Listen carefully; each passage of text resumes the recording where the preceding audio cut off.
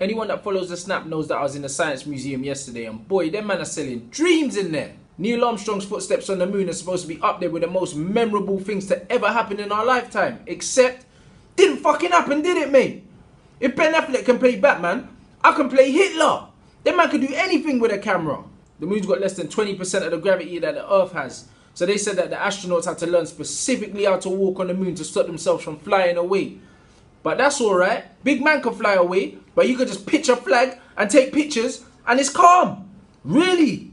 How you telling me, a big man, that you walked on the moon in the 60s and it's 2016 and you can't do it again? Am I a prick?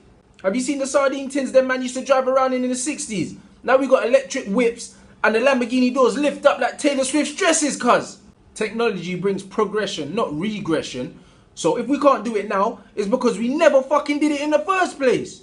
Don't get me wrong, I've seen a man fluke a game of mini golf, but you can't fluke a moon landing. And to be honest, if them man landed there over 50 years ago, there'll be a McDonald's there by now.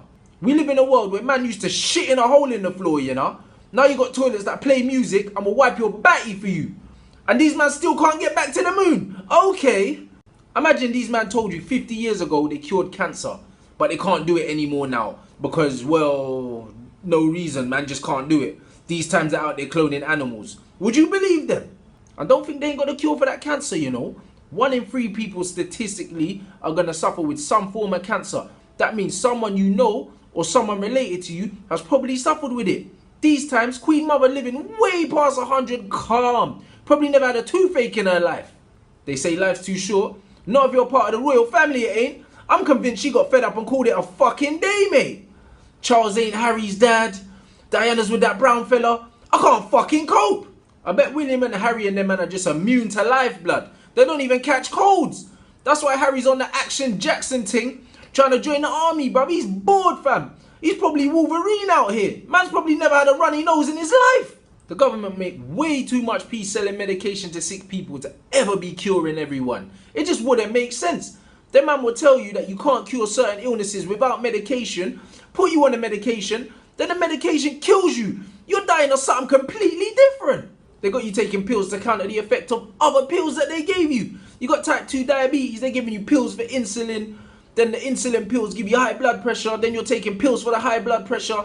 Then 2-2's the high blood pressure thing means your dick ain't working, fam. Now you need to take another pill to give your missus that Lengy Henry, fam. Man should be able to leng on demand, bro. Fuck that. That's not living. This whole time, your fat ass could have just swapped the sofa for a treadmill and swapped the Mars bar for an Olympic bar and you would have been cool. But now you're walking around full of drugs like Lindsay Lohan's purse. These men are fully killing people off.